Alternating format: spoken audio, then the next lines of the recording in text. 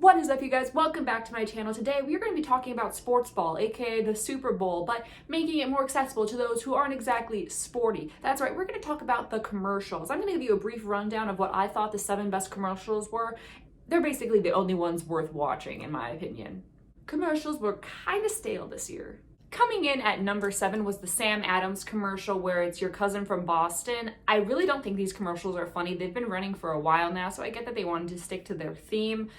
I was kind of original, pulling the pin and making the horses go crazy, but the only reason this is even on my top 7 list is because we see those precious hooved ponies going about galloping around, and I just am a sucker for them. I think they look like things I just want to ride and cherish forever, you know? Next is the Bud Light commercial that reminded us what a year we had. I personally found it traumatizing when I remembered everything that we went through, and I get it, the whole turning lemons into lemonade thing is clever, so clever they didn't even have to say the saying. But it was a little too soon, if you ask me. The only reason it's getting included in here is because, yes, there was creativity, there was a little bit of a catchy phrase. But the real reason it's added onto this list is because of the bride that was crying under the table at her wedding. As someone who was supposed to have a big wedding last year and ended up having one that I still delightfully loved and was just as good, I can relate to her and her tears that just kept coming.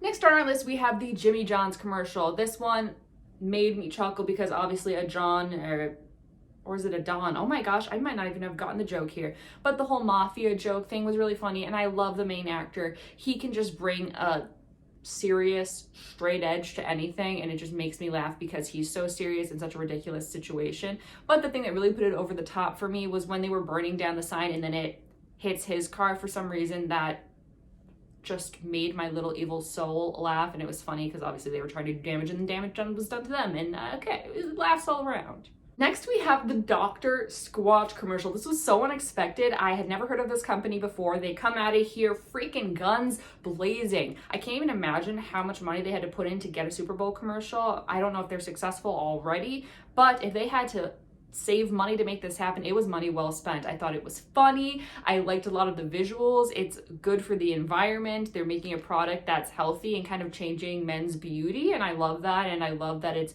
an original name, an original concept. However, the commercial itself was kind of reminiscent to the Old Spice commercial, so it kind of seems like they're doing the same thing that's already been done, but they did it well, and the main actor who was saying everything was really relatable and fit the product a lot, so points from me. Next, I'm going to put the Edward Scissorhands commercial. Now, while it wasn't necessarily funny, I just thought it was really well done. It kind of felt like we were watching a movie. Timothée Chalamet played the part really well. And when I realized that the mom was actually Winona Ryder, they got extra points just for tying it all in and nostalgia. I will say that something that made me think was, I know that it's not this serious, but when he's making that food at like the mini Subway, I guess you could say, or off-brand Subway, how does he actually pick up any of those things in order to even create something? I've never seen the movie, so it probably would be higher if I had nostalgia for the actual movie, but I just had so many questions. And does the car only need to have something touched? I know, Suki, it is upsetting. That has to be touched lightly, or how does the whole touchscreen work that you could touch it with a blade? Am I overthinking it? Yes, probably, but still.